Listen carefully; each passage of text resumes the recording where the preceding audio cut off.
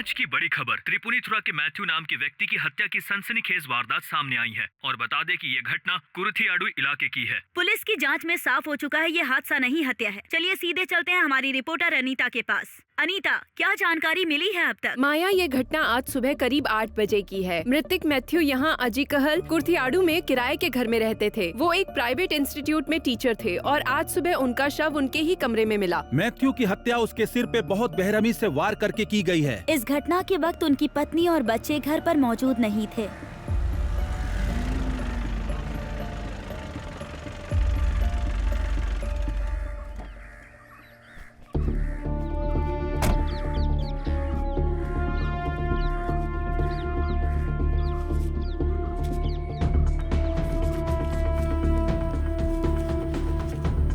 Good morning. कुछ मिला क्या? कातिल ने सबूत मिटाने की पूरी कोशिश की। हमें कुछ बाल मिले हैं, यकीनन कातिल के ही होंगे। कोई फिंगरप्रिंट्स मिले? नहीं मैम, अब तक कुछ नहीं मिला। लगता है उसने ग्लव्स पहने होंगे। इतना ही नहीं, उसने पूरे घर में मिर्ची पाउडर भी छिड़का है। और कुछ? हत्या से पहले उन दोनों के बीच में झड़प भी हुई होगी। अगर ऐसा हुआ होगा तो कातिल के डेड स्किन सेल्स मैथ्यू के कपड़ों पर भी चिपकी हो सकती है मैम। लेकिन तुमने तो कहा था कि उसने ग्लव्स पहने थे, फिर स्किन टेस्ट कैसे? सर, मैंने कहा कि डेड स्किन सेल्स वो बॉडी से गिरती रहती है, तो ऐसा हो सकता है। और इसके बारे में पता भी नहीं चलता, just like normal hair fall. और अगर ऐसा हुआ होगा तो जरूर मैथ्यू के कपड़ों पर मिल सकती है। और अगर हमें वो मिल गई तो हम उसका डीएनए टेस्ट कर सकते हैं। Okay, let's see. वारदात की जगह पर हो ना? क्या अपडेट है? शुरुआती जांच से तो ये कहा जा सकता है कि ये मर्डर है सर। अगर मेरी थियरी सही है सर, तो उसके किसी जान पहचान वाले ने ही ये सब किया है। कोई ठोस सबूत मिला? हाँ है ना सर। क्या है वो? उसका लैपटॉप ओपन ही रह गया था। चार्जिंग खत्म होने की वजह से बंद हो गया। पासवर्ड क्रैक करने के लिए आईटी एक्सपर्ट्स को लैपटॉप दे दिया है सर। और फोन लॉक्ड है सर। तुम्हें क्या लगता है? मैथ्यू के फोन को और लैपटॉप को अनलॉक कर लिया है सर। उसने आखिरी बार अपने क्लोज फ्रेंड सजीव को कॉल किया था। वो कहाँ पर है? यही तो प्रॉब्लम है सर। कल उसकी मौत शराब में मिक्स्ड पॉइजन पीने से हुई है। दोस्त की मौत की खबर सुनकर शायद उसने आत्महत्या कर ली हो, या फिर ये भी हो सकता है कि उसने खुद इस डर से जहर खा लिया हो कि कल उसकी भी हत्या हो जाएगी।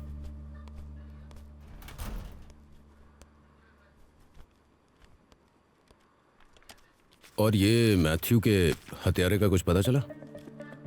मैथ्यू का हत्यारा उसका कोई नजदीकी ही है सर।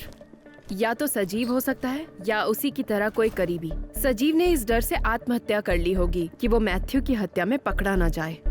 हम लोग सजीव के हत्यारा होने की संभावना छोड़ देते हैं। उसका कारण डॉक्टर की रिपोर्ट के अनुसार मैथ्यू कल 10 और 11 बजे के बीच में मरा है। जब हमने उसके मोबाइल के टावर लोकेशन से उसे ट्रेस किया तो सजीव उस वक्त अपने घर पर ही था।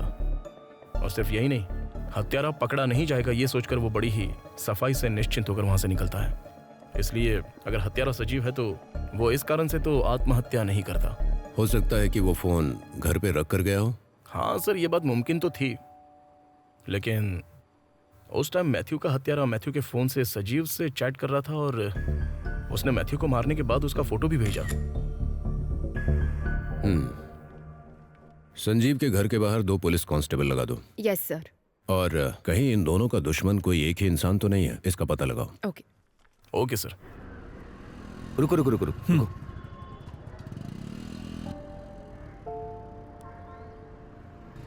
हाँ बस, हेलमेट पहना करो और लाइसेंस लेकर चला करो। चलो जाओ।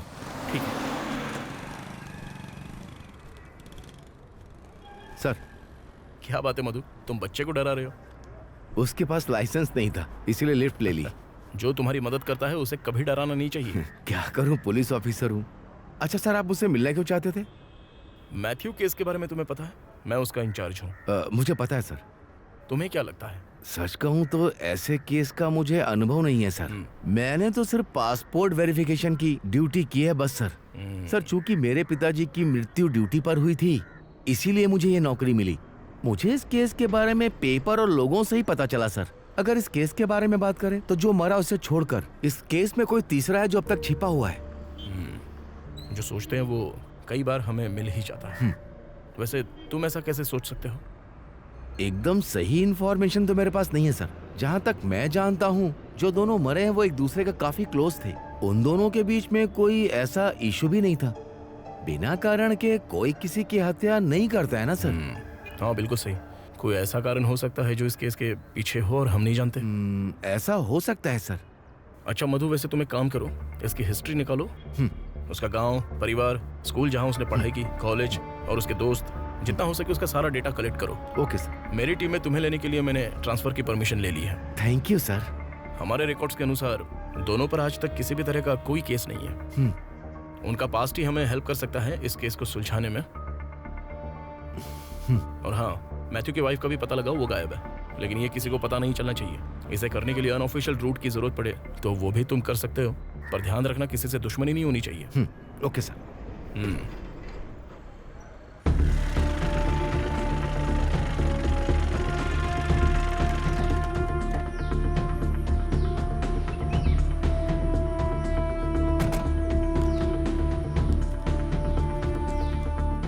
जिसने सुसाइड किया था उसका फोन तुमने अनलॉक किया क्या? फोन लॉक नहीं था सर। जरूरत होगी तो स्टेशन से ले लेंगे। ठीक है, उसके कॉल डिटेल्स निकालो। Okay okay sir.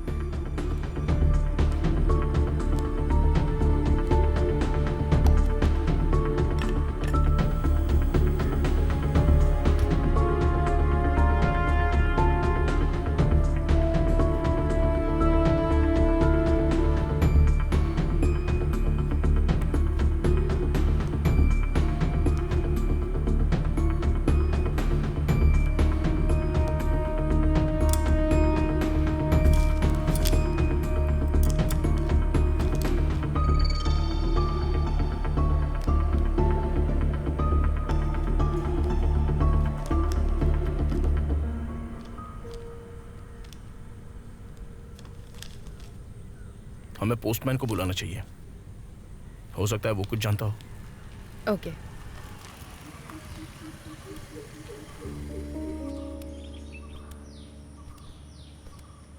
सर ये है पोस्टमैन, और जो मर गया है ये उसका दोस्त भी है।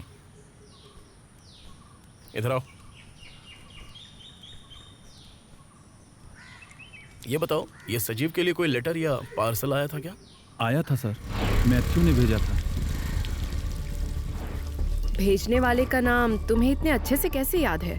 संजीव के लिए लेटर हमेशा नहीं आता था सर, और जो आता था वो बैंक से ही होता था। कल जो आया था उसे किसी एड्रेस से भेजा गया था। संजीव ने उसे तुरंत खोला। मैंने पूछा किसने भेजा है तो कहा कि मैथ्यू ने भेजा है, जबकि मैथ्यू कुछ दिन पहले यहाँ आया था सर, और मैं उसे जानता भी हूँ। उसके बाद तुमने उसे यहाँ देखा? नहीं सर, उसके बाद मैंने उसे आखिरी बार एम्बुलेंस में ही देखा। ठीक है, तुम जाओ, जरूरत पड़ी तो वापस बुलाऊंगा। ठीक है सर।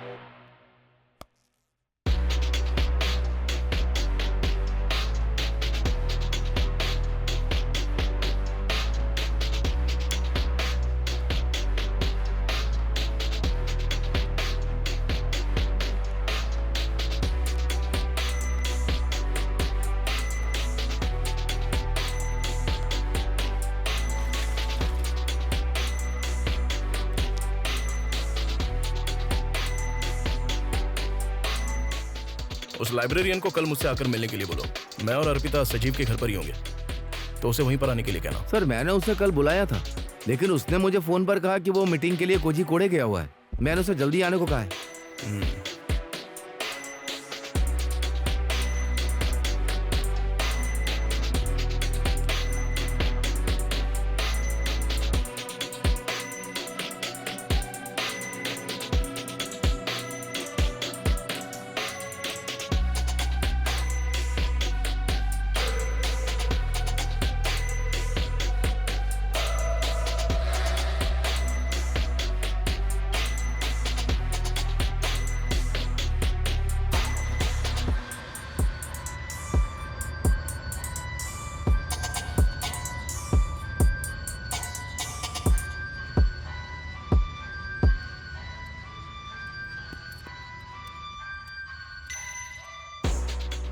क्या हुआ?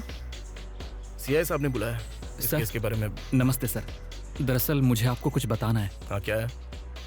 अगर इसकी वाइफ से कुछ पूछताछ करें तो शायद आपको कुछ जानकारी हाथ लग सकती है। वो सिर्फ बेहोश होने का नाटक कर रही है, अच्छी औरत नहीं है वो। आधी रात में उसे मैंने कई बार अकेले घूमते देखा है। आप तो समझ सकते हैं ना क्यों घूम रही होगी। हाँ। कोई औरत रात में अकेले घूमे तो वो अच्छी नहीं होती। तुम किस जमाने में जी रहे हो ये बताओ। दोबारा से अगर ऐसी बकवास की तो इधर दोबारा दिख मत जाना, समझे? निकलो। सुनिए सर, मैथ्यू की वाइफ डिस्चार्ज हो गई है।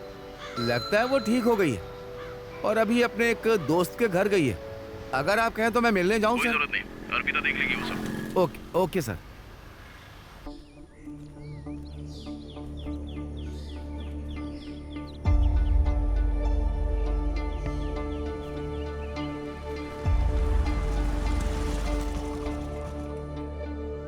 नमस्ते सर, कौन हो तुम? मुझे बुलाया गया था। लाइब्रेरियन हो तुम? हाँ।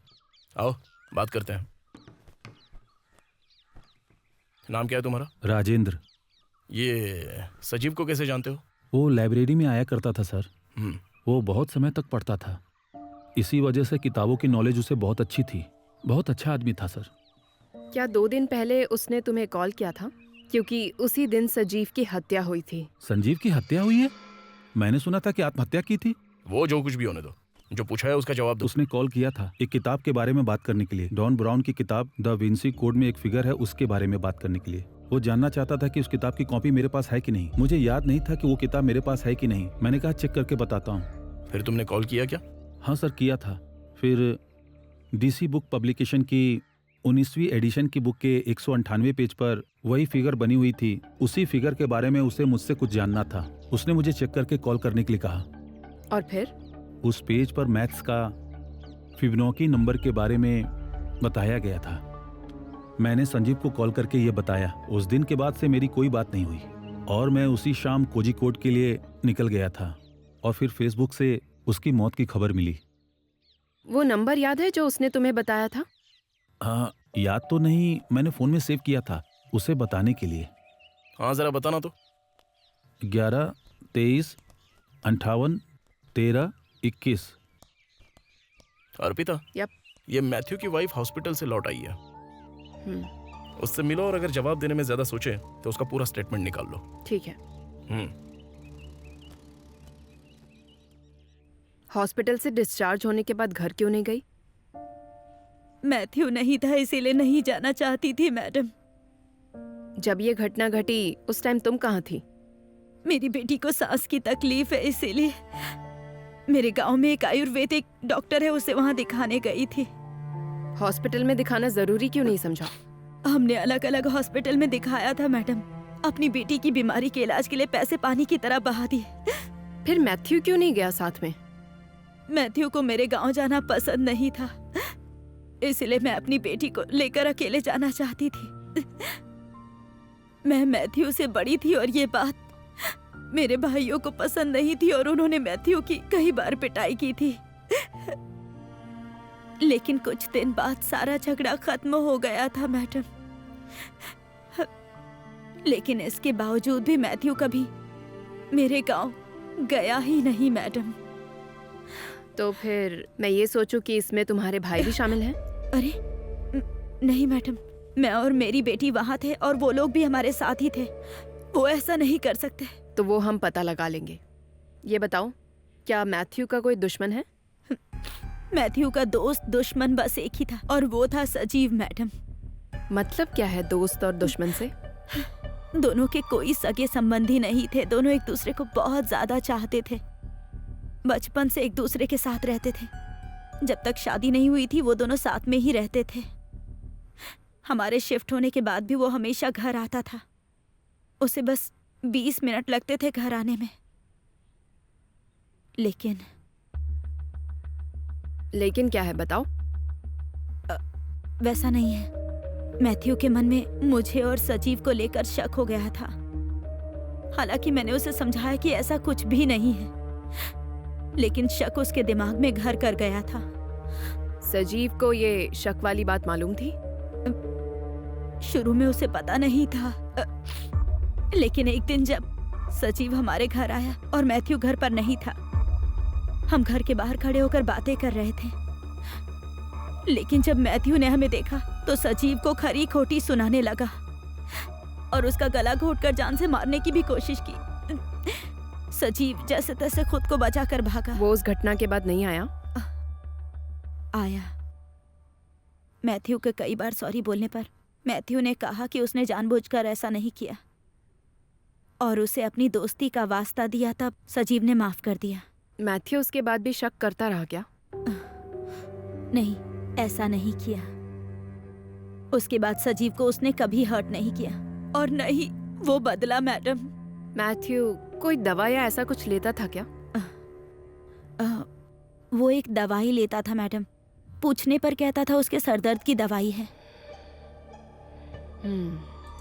ओके।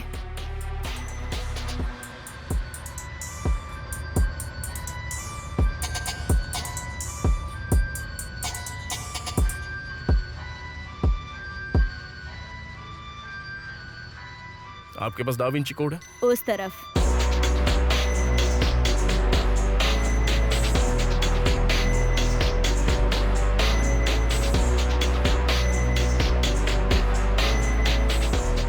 लगभग 1 महीना हो गया है इन दोनों अजीब हत्याओं को। पुलिस इस केस को सुलझाने में और इसके बारे में पब्लिक को बताने में असमर्थ है।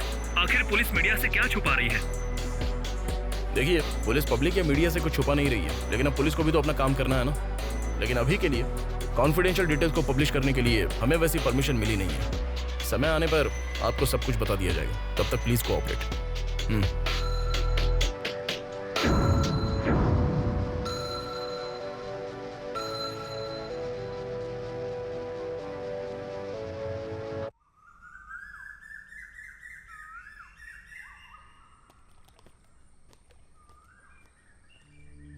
नहीं सर, इस बारे में हम पता लगाते हैं।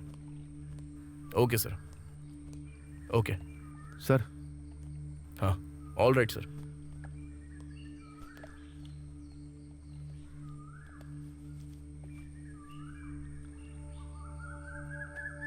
क्या हुआ सर, कोई प्रॉब्लम? नहीं, वैसा कुछ नहीं। ये सब केस के बारे में ही है। मैं किसी एग्जैक्ट पॉइंट पर पहुंच नहीं पा रहा हूँ। तुम गए थे, वो काम हो गया? हाँ, मैंने पता किया सर। दोनों ही त्रिपुनिथुरा में पले बड़े हैं सर। बचपन से दोनों एक दूसरे के साथ बहुत क्लोज थे और दोनों ही बचपन में बहुत ही नटखट थे।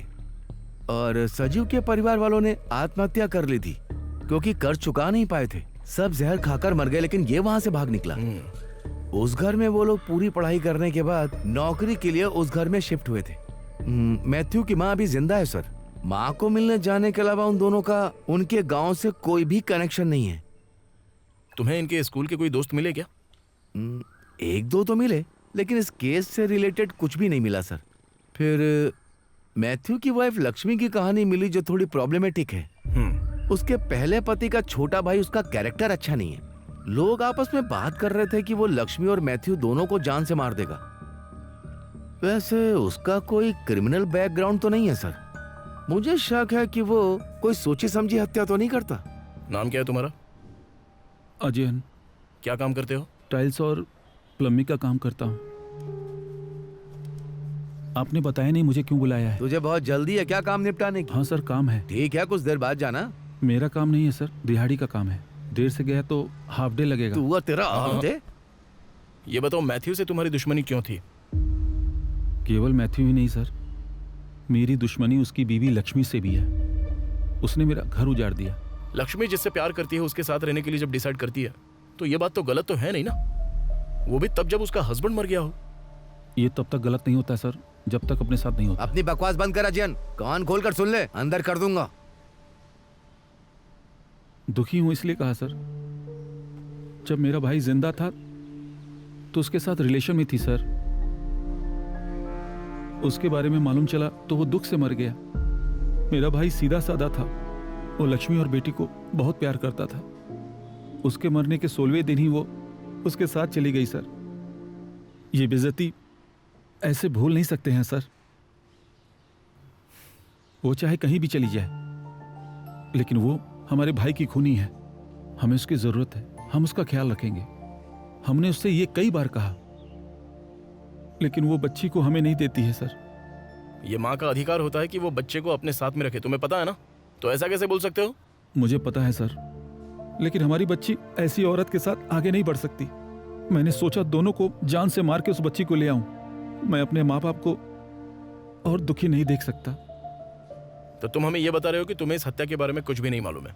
नहीं सर, ये सच है कि मैं उसकी हत्या करना चाहता था, और अगर मैंने की होती तो खुद को पुलिस के हवाले कर देता। मुझे उसका कोई डर नहीं। तो क्या अभी तुम लक्ष्मी को मारने वाले हो? हमें बच्ची चाहिए सर। एक दूंगा, ठीक से बात कर।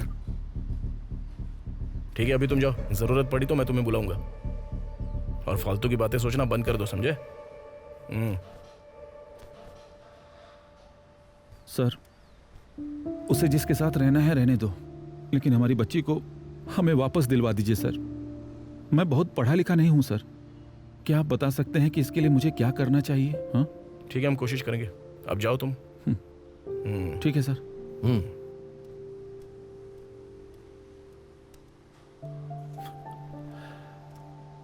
क्या सोच रहे हैं sir?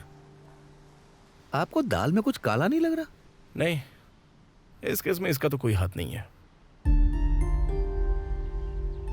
What is happening with the case? Any progress? बहुत ही कॉम्प्लिकेटेड केस है सर। अब देखिए ना, ये सजीव के आत्महत्या की कोई भी ठोस वजह हमारे सामने बिल्कुल नहीं आ रही है। और एक जो क्लू हमें मिला है वो लाइब्रेरियन। उसने डा विंची कोड बुक में से एक खास पेज के बारे में किसी से पूछताछ की। वो पेज मिला सर, वो सिर्फ नंबर है, लेकिन हम इसकी वजह तो पता नहीं कर पाए कि आखिर वो पेज को ढूंढ क्यों रहा था। और उसने किसी से इसके बारे में बात नहीं की सिवाय लाइब्रेरियन के। और फिर फोन और लैपटॉप जो सजीव और मैथ्यू यूज करते थे, उसकी साइबर रिपोर्ट तो अभी आना बाकी है सर। ये केस ज्यादा सेंसेशनल नहीं है, इसीलिए इसकी रिपोर्ट आने में देर है। कोई बात नहीं, उनसे कांटेक्ट करो और देर नहीं होनी चाहिए। जल्दी से रिपोर्ट दो मुझे। लोकल बाय इलेक्शंस होने वाले हैं।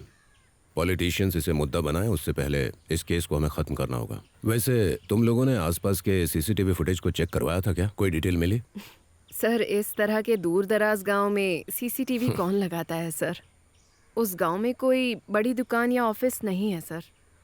मैथ्यू की वाइफ से पूछताछ करने पर कुछ मिला? वो अपनी बेटी को दिखाने अपने गांव में लेकर गई थी सर।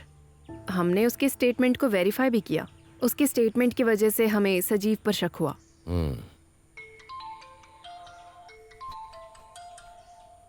सर, साइबर सेल का कॉल है।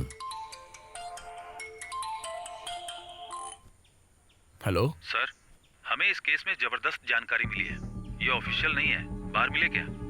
तुम कहाँ हो अभी? कैफे में हूँ सर। ठीक है, मैं आता हूँ वहाँ पे। जब मैंने मैथ्यू के लैपटॉप को खंगाला, मैंने एक बात नोटिस की। मैंने सोचा कि कोई भी रिपोर्ट बनाने से पहले एक बार आपसे जरूर बात कर लूं। तो तुम्हें इस लेटर की सॉफ्ट कॉपी मिली है, राइट? सिर्फ यही नहीं, जब मैंने लैपटॉप को खोला तो मैंने देखा कि 2 पीडीएफ फाइल को डिलीट किया गया है। मैंने उसे रिकवर कर लिया है। उसमें से एक लेटर है, लेकिन दूसरा वाला पासवर्ड प्रोटेक्ट है। अगर जरूरत पड़ी तो हम लोग उसे क्रैक कर सकते हैं। 1123581321, जरा चेक करो, यही पासवर्ड तो नहीं है वो?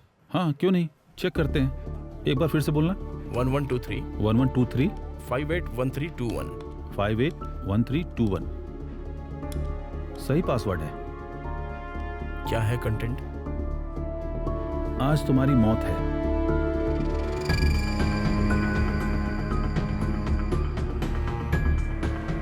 तो फिर उस लेटर में क्या लिखा हुआ है? अभी भेजता हूं आपको।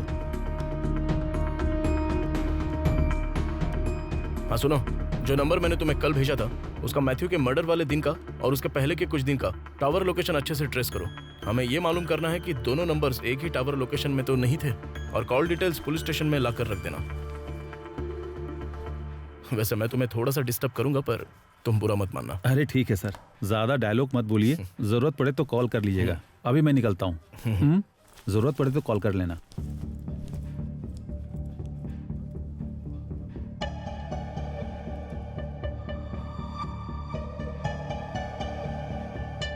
अच्छा, जो मरा उसके तुमने सीसीटीवी विजुअल्स चेक किए क्या? मुझे नहीं लगता हमें कुछ मिलेगा सर। क्यों मधु? सर, मैं उस एक्सीडेंट की कुछ क्लिपिंग्स लेकर गया था उनके पास। उन्होंने कहा कि कैमरे में कुछ प्रॉब्लम है। हाँ, उन्होंने ठीक तो कर लिया होगा ना। तो जाओ और उसके बारे में पता करो। Yes sir. आसपास की दुकानों में भी देखो, ओके सर। हो सकता है हमें कोई हिंट मिल जाए। Okay sir.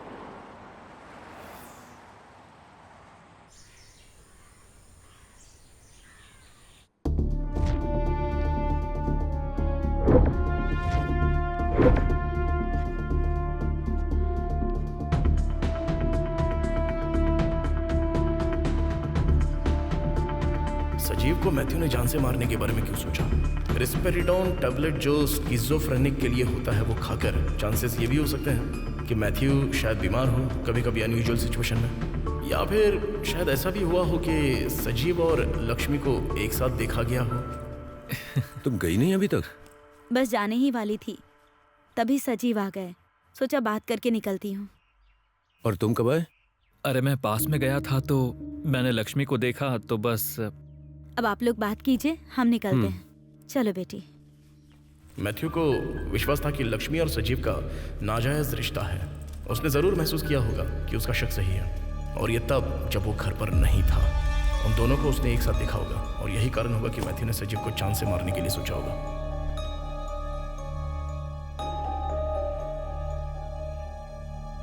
अच्छा सर, सजीव ने आत्महत्या की है, हम इस बात को कंफर्म कैसे कह सकते हैं?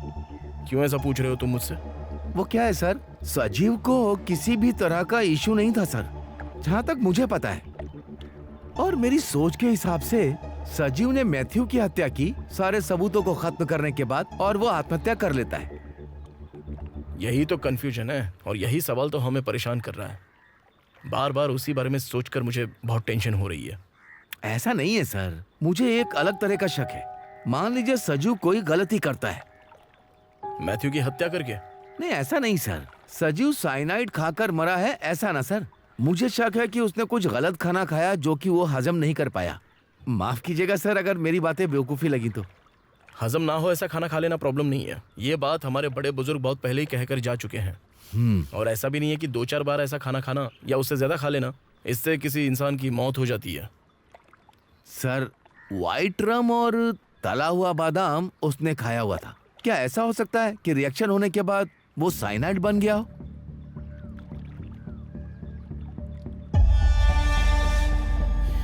जब तुमने ये कहा तो मुझे कुछ याद आया। इस केस में हमसे कुछ तो जरूरी बात छूट रही है। सर। सर, सजीव ने आत्महत्या नहीं की है, ये एक मर्डर है। उसे मैथ्यू ने मारा है। ये कैसे पॉसिबल है? हमें तो ये शक है कि संजीव ने मैथ्यू की हत्या की है। मैथ्यू 4 सितंबर को रात 10 बजे के बाद मरता है, और संजीव की भी मौत उसी रात 12 बजे होती है। और इसके साथ ही पोस्टमार्टम रिपोर्ट भी यही कहती है। सजीव शाम को जिम जाया करता था, और वो उस दिन भी गया था जिस दिन उसकी मौत हुई थी। उसी समय मैथ्यू का फोन का टावर लोकेशन भी सजीव के टावर लोकेशन में था। कुछ विटनेसेस ने मैथ्यू को उस दिन देखा भी था। क्या होता अगर संजीव उस दिन वापस लौट जाता? या ऐसे देखें, अगर वो जिम नहीं गया होता तो क्या होता? तो ये दोनों जरूर मिलते और संजीव उस लेटर के बारे में पूछता। अगर सजीव उस वक्त आ भी जाता तो वो मैथ्यू पर डाउट नहीं करता सर। कारण ये है कि वो दोनों एक दूसरे के साथ लंबे समय से हैं, और जब मैथ्यू की फैमिली आई उसके बाद वो लोग अलग अलग रहने लगे। लेकिन फिर भी मैथ्यू के पास एक चाबी और थी, और वो अक्सर उसके घर आया जाया करता था। इस घटना के कुछ दिन पहले वो लोग उसके घर पर थे और शराब पी रहे थे। मैथ्यू ने उस लेटर में लिखा भी है कि उस लेटर के बारे में बात नहीं की जाए। और सिर्फ यही नहीं सर, इस मैथ्यू ने उसके दोस्त से जो ज्वेलरी फील्ड में काम करता है उससे पोटेशियम साइनाइड भी लिया था, और उससे उसने कहा था कि उसे कुत्ते को मारना है। कॉल हिस्ट्री के आधार पर जब हमने उसे खंगाला तो ये बात हमारे सामने आ गई। तो मैथ्यू ने संजीव के ड्रिंक में पॉइजन मिलाया? यस सर, ये उस दिन किया गया होगा जब वो साथ में शराब पी रहे थे, या उस दिन जिस दिन मैथ्यू और सजीव की हत्या हुई। मैथ्यू ने शराब में पॉइजन मिलाया होगा। पर बिना किसी ठोस कारण के वो ऐसा क्यों करेगा? दोनों के बीच में दुश्मनी होगी, राइट? और अगर ऐसा तो हम कह सकते हैं कि संजीव ने मैथ्यू को मारा है ना? लगभग यही है सर, क्योंकि अब कुछ लिंक्स मैच कर रहे हैं। We'll update you soon.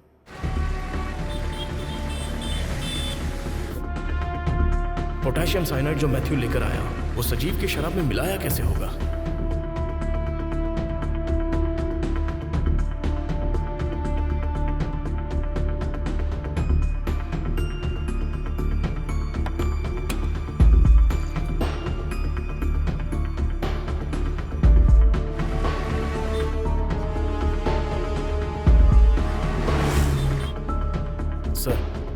Case is over.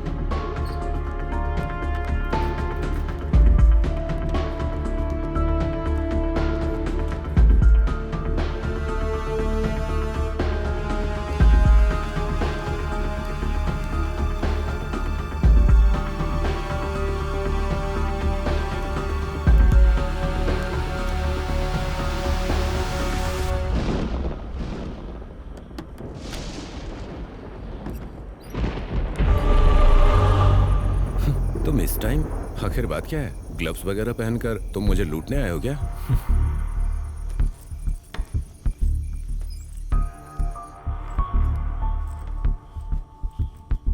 Lakshmi और उसकी बेटी कहाँ है?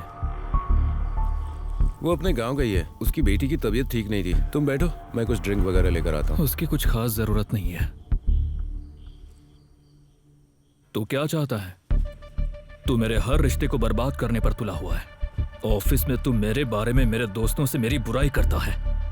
तू इतना घटिया कैसे हो सकता है जो अपनी बीवी के साथ मुझे जोड़कर लोगों को कहानियां सुनाता रहता है? और इसके अलावा तू मुझे जान से मारना चाहता है। तो तुझे पता चल गया। मुझे पता था कि तू वैसा पेशेंट नहीं है, और इसीलिए मैंने उस फाइल में इजी पासवर्ड डाला था ताकि तू उसे खोल सके। अगर तूने जल्दी किया होता तो मेरा काम भी जल्दी हो जाता। सच कहूं तो वो लेटर इस ड्रामे का सिर्फ एक पार्ट था। जब मैं तुझे मार कर भाग जाऊंगा तो इस ड्रामे की वजह से पुलिस को लगेगा कि मुझे कुछ हो गया है। तो तू मुझे जान से मारने आया है ना? सच कहूं तो मुझे लगा था कि अब तक तू मर गया होगा, इसलिए मुझे तेरे यहां आने की उम्मीद बिल्कुल नहीं थी।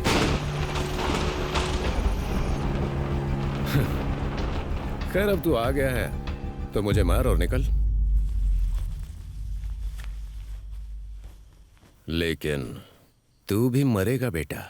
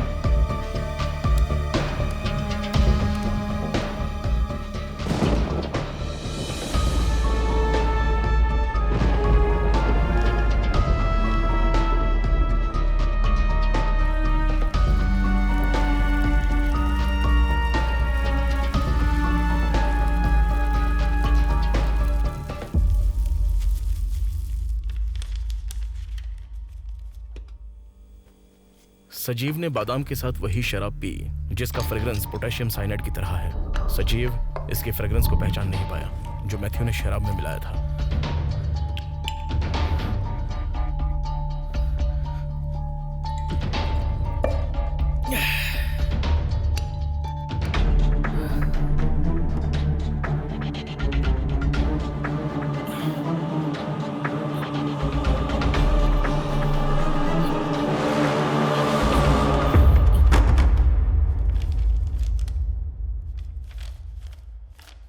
तो मैथ्यू को संजीव ने जान से क्यों मारा? स्किज़ोफ्रेनिक कारण था सर। मैथ्यू को लगता था सजीव उसकी हर किसी से बुराई करता था और सजीव का उसकी पत्नी के साथ नाजायज संबंध था। मैथ्यू को इस बात पर शक था और ये बात उसने उसके दोस्तों को भी बताई थी। ये सब एक भ्रम था। दोनों की हत्या एक दिन पहले उन लोगों के ऑफिस में काफी नोकझोंक में हुई थी। ऑफिस में भी उनके बीच बहुत मनमुटाव चल रहा था। जब उसने मारने का प्लान बनाया था तो लेटर की क्या जरूरत थी? मैथ्यू एक साइको था, ये तो बात हमने बहुत पहले आपको बताई। और जब सजीव इस लेटर को पढ़ेगा तो सजीव परेशान हो जाएगा और फिर शायद मैथ्यू ने सोचा होगा कि पढ़ने के बाद सजीव शराब पिएगा। मैथ्यू ने नहीं सोचा था कि सजीव उसके पास आएगा, इसलिए दोनों की एक दूसरे से लड़ाई नहीं हुई। तो इसीलिए संजीव ने मैथ्यू को जान से मारा, यही कारण रहा होगा। इस कारण से वो मानसिक तनाव से गुजर रहा था सर, और जब उसे मालूम हुआ कि मैथ्यू उसे मारने वाला है तो उसकी मानसिक अवस्था काफी बिगड़ती गई और इसी तरह वो मैथ्यू का हत्यारा बन गया सर। तुम्हें कैसे लगा कि संजीव ने मैथ्यू को मारा? सजीव मैथ्यू के घर अपना फोन लिए बगैर गया था क्योंकि उसे पता था कि पुलिस मोबाइल टावर से लोकेशन ट्रेस कर लेगी। उसने अपने लैपटॉप पर व्हाट्सएप की वेबसाइट से उससे चैट की और यहीं पर वो गलती कर बैठा। अगर वो ऐसा ना करता तो शायद हम किलर को कभी भी नहीं ढूंढ पाते, ये बहुत ही इम्पॉसिबल हो जाता। साइबर सेल वालों ने डिटेल्ड इंक्वायरी की, फिर ये मालूम हुआ कि सजीव ने व्हाट्सएप वेब के जरिए मैथ्यू का ही वाईफाई कनेक्शन कनेक्ट करके मैसेज भेजा। क्योंकि वो वहां पर पहले भी वाईफाई कनेक्ट करता था, इसलिए उस रात वाईफाई ऑटो कनेक्ट हो गया और उसे मारने के दौरान ही कनेक्ट हुआ, पर उसने नोटिस नहीं किया। एक छोटी सी गलती सिर्फ और सिर्फ एक इंटेलिजेंट क्रिमिनल से हुई। मैथ्यू के शर्ट से मिले डीएनए सैंपल सजीव के हैं सर, फॉरेंसिक रिपोर्ट से पता चला है। तो शायद हत्या के बाद संजीव ने फ्रिज से निकालकर शराब पी होगी जिसमें जहर मिला हुआ था, है ना? जी हाँ sir. Okay, that makes sense. Anyways, nice job guys. Thank you sir. Thank you sir.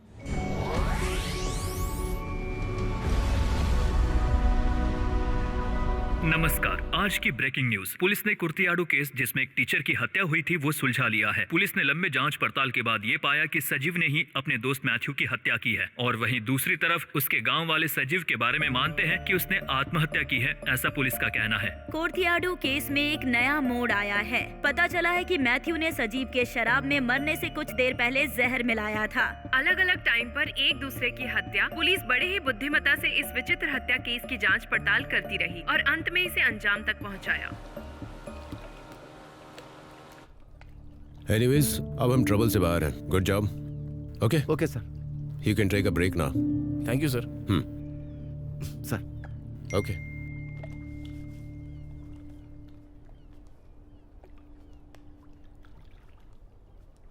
दो जबरदस्त जटिल हत्याएं हुई, पर पुलिस ने इसे अपनी इंटेलिजेंसी से सॉल्व कर दिया। काश पुलिस ऐसे ही और भी केस सुलझा पाए। माफ कीजिएगा, मेरा प्रूफ करने का मतलब ये नहीं था। मैं चाहती थी केस एक बेहतर तरीके से साबित हो। मुझे पता है मेरी बातें आपको बोर कर रही होंगी और शायद कंफ्यूज भी कर रही होंगी। हमारी जिंदगी भी तो बोरिंग है, मैंने सही कहा ना सर? अब सीधे मुद्दे पर आते हैं। मैं आपको उस केस की नाकामी के बारे में बताना चाहती हूँ जिसे आपने बड़ी कामयाबी से सुलझा दिया ऐसा समझा। किसी कारण से नहीं, बस यूं ही एक मासूम आत्मा को मोक्ष मिले, बस इसलिए। ये कहानी करीब 15 साल पहले की है।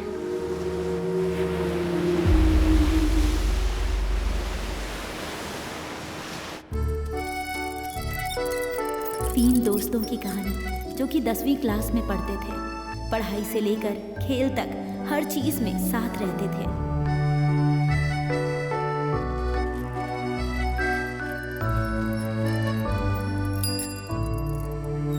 और एक लड़की थी सैंड्रा।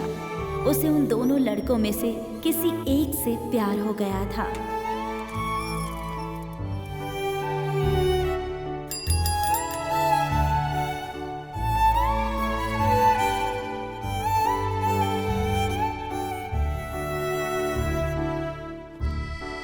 वो लड़के रोज कुछ न कुछ उस लड़की को देते ही रहते थे। कभी पेन तो कभी कोई बुक या फिर चॉकलेट और भी बहुत कुछ। उस लड़के से मिली हुई हर चीज को वो संभाल कर रखा करती थी, यहाँ तक कि चॉकलेट के रैपर्स भी, क्योंकि उसके दिल में वो दोस्त से कुछ ज्यादा ही था।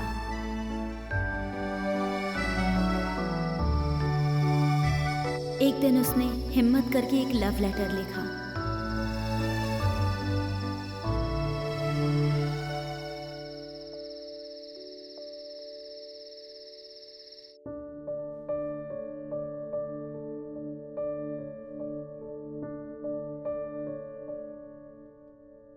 उसने देखा कि उसके दोस्त उस लव लेटर को पढ़ने के बाद अलग ही तरीके से बिहेव कर रहे हैं, उसका मजाक उड़ा रहे हैं।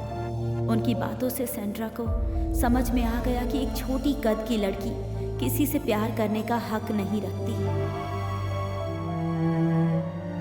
वो कुछ भी बोल नहीं पाई, बस चुपचाप चली गई, आंखों में आंसू लिए।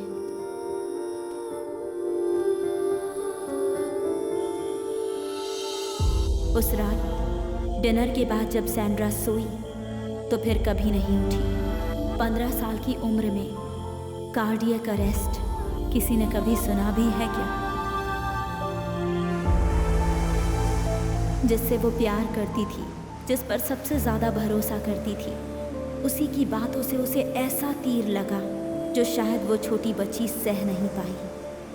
अब बताइए, एक ऐसी मौत जो ना तो सुइसाइड थी ना मर्डर, उसका इल्जाम किस पर लगेगा? कोई एविडेंस नहीं था सैंड्रा के साथ हुए उस मेंटल टॉर्चर का।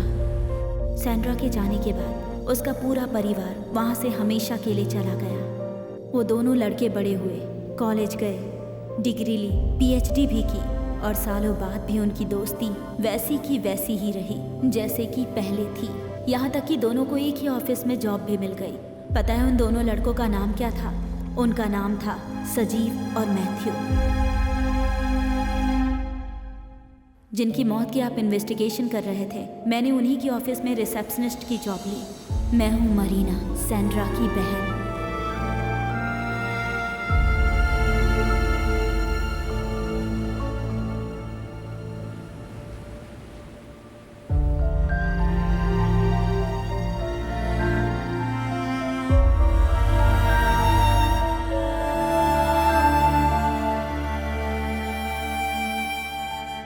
पिछले 15 सालों में जो बदलाव मुझ में आया, उस वजह से ना ही सजीव और ना ही मैथ्यू मुझे पहचान पाए, बिल्कुल भी नहीं।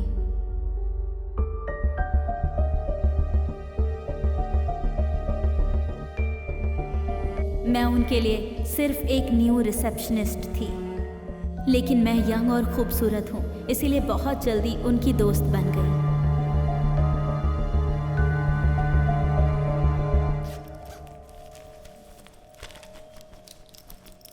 ठीक है, तो फिर कल मिलते हैं। हम ओके।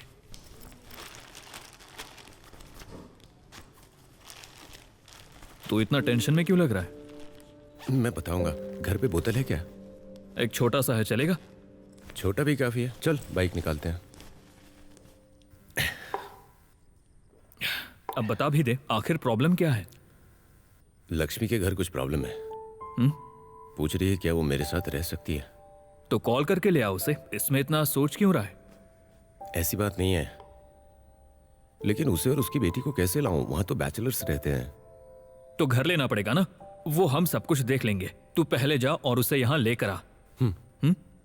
अरे आज तुम अकेले आए हो? तुम्हारी पूछ कहाँ है? वो शादी करने गया है। Good morning. Good morning. Matthew कहाँ है? अरे वो शादी करने गया है। हाँ, वैसे ये कब हुआ? तुमने बताया भी नहीं। हो गया बस।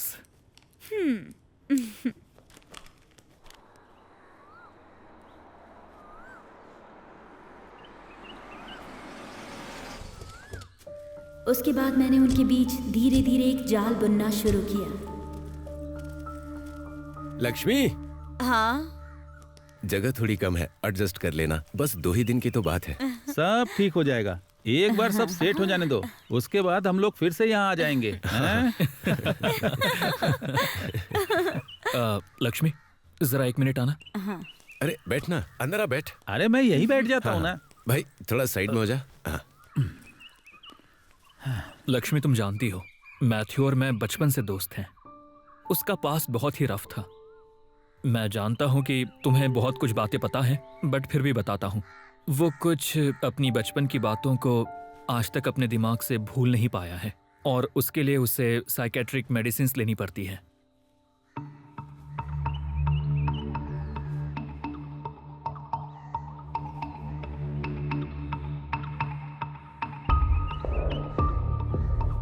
और फिर धीरे धीरे मैंने उनके बीच शक का बीज बोना शुरू कर दिया, ठीक एक मकड़ी के जाले की तरह। एक दिन जब सजीव ऑफिस से जल्दी चला गया। कैसी हो तुम? सब ठीक तो है ना? हाँ, सब कुछ सही चल रहा है। सजीव आज जल्दी चला वो गया। तो बॉडी बिल्डर है ना, जिम में कोई फंक्शन था इसीलिए चला गया। वैसे हाँ। मैं तुम्हें कब से एक बात बताना चाहती थी। तुम्हारी और सजीव की दोस्ती कितने सालों की है वैसे? अरे बचपन से दोस्ती है हमारी, अभी क्यों पूछ रही हो? कुछ नहीं, बस ऐसे ही। तो मिलते हैं कल। तुमने कहा था कि कुछ बताना है। वो तो मैं भूल गई, याद आएगा तो बोलूंगी। मुझे पता है तुम भूली नहीं हो, बता दो अगर बताना है। अरे ऐसा कुछ नहीं है, सच में। ठीक है, कल बताऊंगी। ठीक है, लेकिन बताना जरूर। हाँ पक्का, लेकिन हमारी इस बात के बारे में सजीव को मत बताना। नहीं बताऊंगा। ठीक है तो बाय।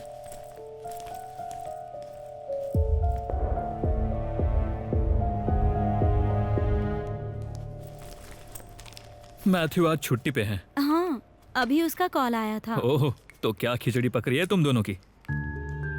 अच्छा, खिचड़ी तो तुम्हारी पक रही है। वैसे लक्ष्मी कैसी है? मैथ्यू की बीवी कैसी है ये मुझे कैसे पता होगा? इससे अच्छा उससे पूछ लो ना। मुझे तो कुछ और ही सुनने को मिला है। सीरियसली कह रही हो? जो सब जानते हैं वो मुझे भी पता है। बताऊंगी तो मुझे इसमें घसीटना मत। मैं ऐसे एक्टिंग करूंगा जैसे मुझे कुछ पता ही ना हो। तुम मुझे बता सकती हो। मैथ्यू ने कहा कि उसे शक है कि तुम्हारे और उसकी बीवी के बीच में चक्कर है। और कुछ नहीं बता सकती। I am sorry.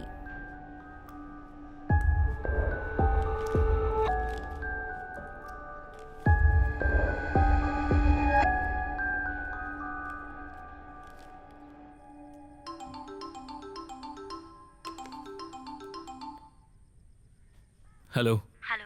मैं मरीना बोल रही हूँ। मैंने जो भी कहा उससे अगर बुरा लगा हो तो आई एम सॉरी। मेरा ऐसा कोई मतलब नहीं था। Really sorry. ऐसा कुछ नहीं है। मैं बहुत टाइम से सुन रहा हूँ ये सब। तुम आखिरी इंसान हो जिसने मुझसे ये बात की। मैथ्यू ने हमारे कुछ ही दिनों की पहचान में ऐसा कहा। मुझे भी ये सही नहीं लगा, लेकिन मुझे ऐसा लगा कि ये बात तुम्हें बतानी चाहिए। लेकिन देखो, मैं नहीं चाहती कि मैं दो दोस्तों के बीच की लड़ाई की वजह बनूं, ठीक है? इसीलिए भूल जाओ सब। आज भी मैंने जानबूझकर बात नहीं छेड़ी। मैथ्यू बहुत शक करता है, इसलिए मैंने उसके घर जाना कम कर दिया है। लेकिन फिर भी वो इल्जाम लगाता रहता है। अगर उससे पूछूं तो वो सही से जवाब भी नहीं देता है। अब तो समझ ही नहीं आता क्या करूं। बहुत नजदीकी दोस्त है, वरना जान से मार देता उसे, पर कुछ कर नहीं सकता। तुम्हें लगता है उसे मारना ही आखिरी ऑप्शन है? तो मार दो उसे।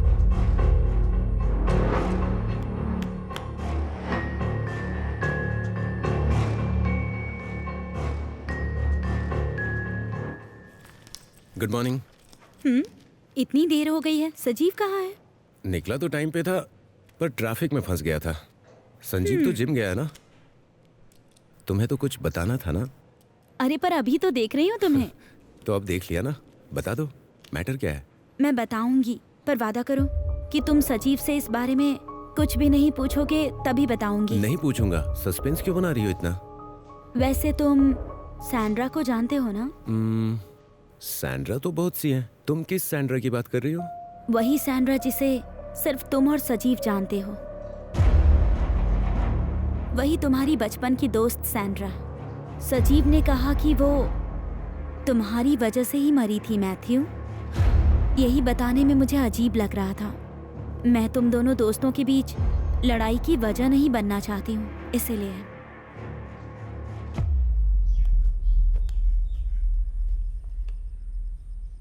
अच्छा, आज मैं ऑफिस नहीं आ रहा हूँ। क्या हुआ? थोड़ा बाहर जाना है। ठीक है, मैं बता दूंगा। तुम कब जा रही हो? 11:30 बजे की बस है, उसी से जाऊंगी। तो घर को अच्छी तरह से लॉक कर देना। हाँ ठीक है। ठीक है, चलता हूँ मैं। चलें? मुझे लगा था मैथ्यू को शक हो गया है सजीव पर, इसीलिए वो ऑफिस से जल्दी निकल गया। सर, मुझे आधे दिन की छुट्टी चाहिए थी। क्यों चाहिए? सर में दर्द है, हॉस्पिटल जाना है। ओके, आराम करो। Okay, thank you sir. आज तुम जल्दी जा रहे हो, बात क्या है? अरे बहुत ज्यादा दर्द हो रहा है। कोई दवाई दूं क्या? नहीं, रहने दो, मैं ठीक हो जाऊंगा।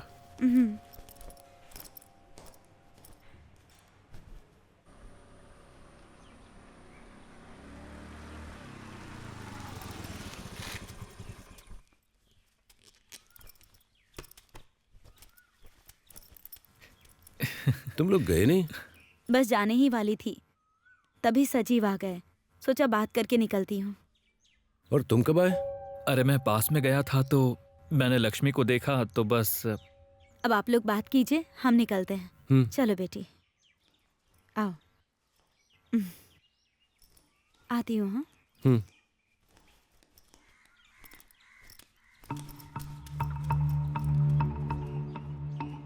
ठीक है, फिर मैं निकलता हूँ, बाद में मिलते हैं। ओके।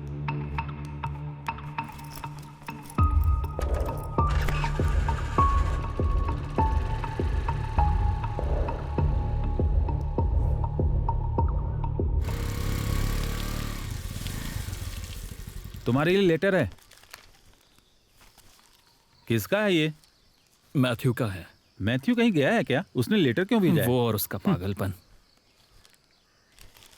हमारे कॉमन ईमेल को तू ओपन करना, ड्राफ्ट फोल्डर में जा और पीडीएफ फाइल को डाउनलोड करके एक सीक्रेट फोल्डर में सेव कर। जैसे ही ये लेटर तुम्हें मिलता है, ये पासवर्ड प्रोटेक्टेड है। पासवर्ड का हिंट उस किताब में है जिसके बारे में हमने हाल में ही बात की थी, 19वां एडिशन, डीसी बुक्स, जुलाई 2019, पेज नंबर 198। और अगर तुम मुझे मिलते हो तो डायरेक्टली मुझसे इस पर बात नहीं करोगे, या तो मुझे मैसेज कर या कॉल कर, क्योंकि इससे हम दोनों का जीवन खतरे में पड़ सकता है। और ये जरूरी नहीं कि तुम ही सिर्फ इस लेटर को पढ़ रहे हो, इसलिए मैं खुलकर तुम्हें पासवर्ड नहीं बता रहा हूँ। और दूसरी इंपॉर्टेंट बात, इस पीडीएफ फाइल को तब तक मत खोलना जब तक कि तुम्हें ये ना लगे कि कुछ अलग सी चीजें हो रही हैं। और जैसे ही प्रॉब्लम समझ में आए, इस लेटर को जला देना। तुम्हें इस बात का ध्यान रखना है।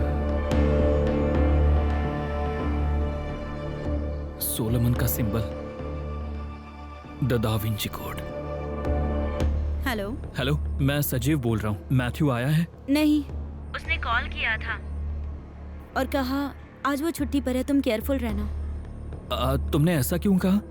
कल तुम्हारे जाने के बाद मैथ्यू काफी देर तक मुझसे बात कर रहा था। टॉपिक वही था जो मैंने तुम्हें बताया था। वो तो गुस्से में कह रहा था कि वो तुम्हें जिंदा नहीं छोड़ेगा। तुमसे इसी बारे में बात करने के लिए कॉल किया है। मुझे एक लेटर मिला है।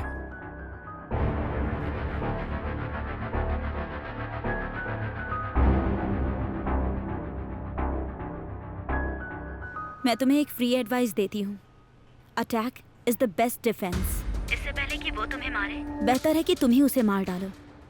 दोस्त से ज्यादा अपनी जिंदगी इम्पोर्टेंट होती है। मैं पूरी जिंदगी जेल में चला जाऊं, यही चाहती हो तुम? तुम्हारे पास कोई दूसरा उपाय नहीं है क्या? तुम उसे ऐसे मारो कि पुलिस को कुछ मालूम ही ना चले। कैसे?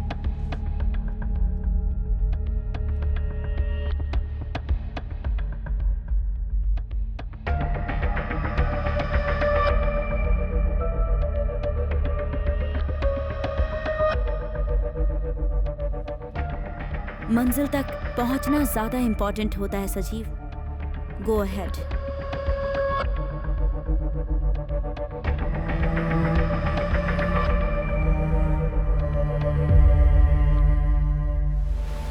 मैथ्यू सजीव की शराब में जहर मिलाता है। वो लेटर मेरे ही प्लान का हिस्सा था, जिस प्लान को बनाने में मुझे सालों लग गए थे। बाकी की सारी कहानी आपको पता ही है। इस कहानी को यहीं ख़त्म होने दीजिए। इसकी वजह से ना मेरे खिलाफ कोई केस बनाइए और ना ही मुझे ढूंढने की कोशिश कीजिए, क्योंकि इस केस में कोई भी सुसाइड लेटर नहीं मिला है अब तक। इस केस में मानसिक प्रताड़ना या हत्या की प्लानिंग का कोई एविडेंस नहीं है और ना ही कोई गवाह है। मेरी बहन के केस की तरह मरीना नाम की इंसान यहीं ख़त्म होती है। मेरे बारे में इंक्वायरी करके मीडिया में अपनी बेइज्जती मत करवाइएगा। मैं बस यही चाहती हूँ कि और कोई सैंड्रा इस दुनिया में ना हो जो प्यार ना कर सके, जिंदा ना रह सके और शादी ना कर सके। जो लोग सजीव और मैथ्यू की तरह होते हैं और उनके अधिकार को नहीं समझते, उन्हें इस धरती पर जीने का कोई हक नहीं होता है सर। वो लोग इस धरती पर बस एक बोझ होते हैं sir. May their souls don't rest in piece.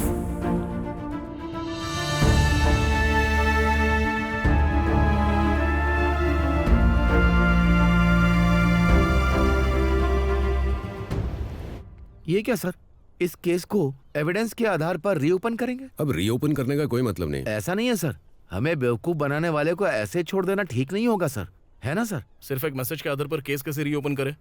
Media वालों के सामने हमारी बेइज्जती होने के अलावा कुछ नहीं हो सकता।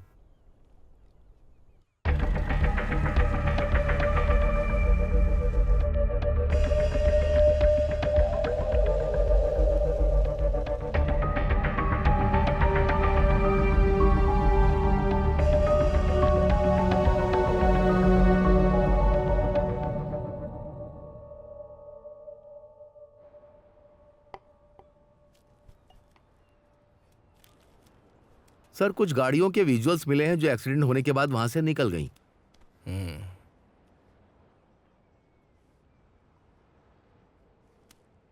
मैंने इस बारे में बात करने के लिए तुम्हें यहाँ नहीं बुलाया है। मैंने तुम्हें अपने भाई जैसा माना और मैंने तुम्हें अपनी टीम में बिना अर्पित को बताए शामिल किया। इसका तुमने ये सिला दिया। सर आप इस तरह की बातें क्यों कर रहे हैं? चलो आओ।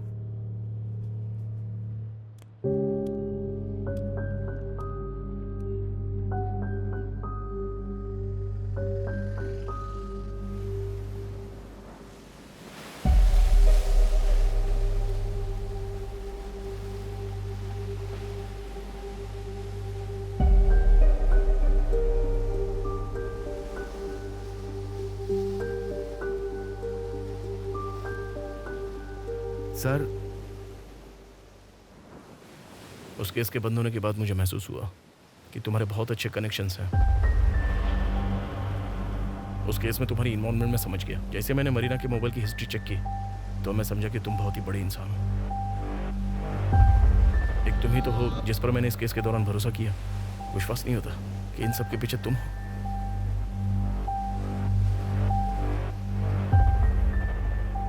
चलो बताओ मुझे, जो मुझे पता चला वो सच है? सर आपको जो पता चला वो सच है। मरीना की मैंने हेल्प की, इसलिए नहीं कि मैंने आपको मूर्ख बनाया या आपके साथ चीट किया। मुझे नहीं पता था सब कुछ खत्म होने के बाद वो मुझे वॉइस मैसेज भेजेगी।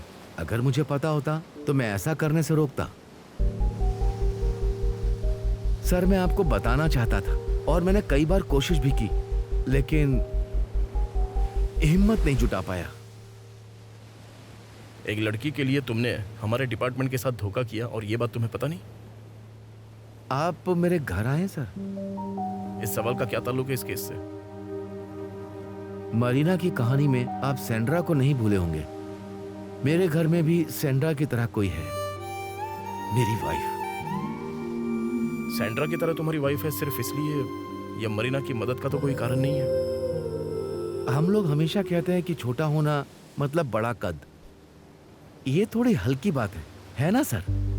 सर आप मुझे दिल से एक बात बताइए, आपने कभी इन जैसे इंसानों के लिए कहीं पर या किसी जगह कोई पब्लिक टॉयलेट देखा है? नहीं देखा होगा। छोटे कद वालों के लिए बस में सीट या अलग से सीढ़ियां आपने कभी देखा है क्या? ये लोग हमारे बीच में रहकर बस कॉम्प्रोमाइज ही करते रहते हैं सर। कोई ध्यान नहीं देता इन पर। शादी और प्यार तो इनके लिए बस सपने जैसा ही है सर, इससे ज्यादा कुछ नहीं है सर, स्पेशली लड़कियों के लिए। ऐसे लोगों का सिर्फ जन्म हो जाता है और इसीलिए कितनी माओं को उनके पति और परिवार वाले भी सिर्फ दोषी ही ठहराते हैं। और यही नहीं, बहुत सारे लोग मुझसे पूछते हैं कि मैंने ऐसी लड़की से शादी क्यों की। उन्हें शक होता है कि हमारे बच्चे होंगे या नहीं। हमने सिर्फ बच्चे पैदा करने के लिए शादी नहीं की है सर। जो तुम कह रहे हो वो सब कुछ सही तो है, लेकिन ये सब एक मर्डर को सपोर्ट करने के लिए कारण नहीं है। सबकी अपनी अपनी पर्सनल प्रॉब्लम्स होती हैं और वो प्रॉब्लम्स मेरी भी हैं, और तुम्हें पता है कि लगभग सबको ही होती हैं। लेकिन वर्दी के सामने ये सब कुछ नहीं होता। हमारे पर्सनल इश्यूज के लिए कोई जगह नहीं होती। मैं जानता हूं सर, लेकिन सैंड्रा जैसे किसी के साथ रहकर मैं इस समस्या को समझ चुका हूं सर। मुझे इन सब के लिए इतना भी नहीं करना चाहिए। एक बार इस एक्सीडेंट केस के बारे में जब सीसीटीवी के विजुअल्स लेने के लिए मरीना ऑफिस में गया और मुझे महसूस हुआ, उससे मुझे कुछ शक हुआ, तो फिर मैंने मरीना से सीक्रेटली पूछताछ की। तब मुझे पता चला कि सजीव और मैथ्यू की मौत के पीछे ये सैंड्रा की ही कहानी है। पूरी कहानी सुनने के बाद मुझे अंदर से महसूस हुआ कि मरीना की सहायता करूं। इसके लिए मुझे कोई अफसोस नहीं है सर। कानून के सामने इमोशंस की कोई जगह ही नहीं होती मधु। तुमने बहुत बड़ी गलती की। जाने या अनजाने में तुम इसका हिस्सा बन चुके हो। मेरे सर्विस में ये अब तक की सबसे बड़ी गलती है जो मैं झेलूंगा। चलो ठीक है, समय मुझे एक मौका तो देगा कि मैं उसे अंदर कर सकूं, और मैं उसके इंतजार में हूं। मुझे 100% लगता है कि तुम्हें इस बार मैं चाहकर भी बचा नहीं सकता। आपका विश्वास आपको जरूर बचाएगा सर।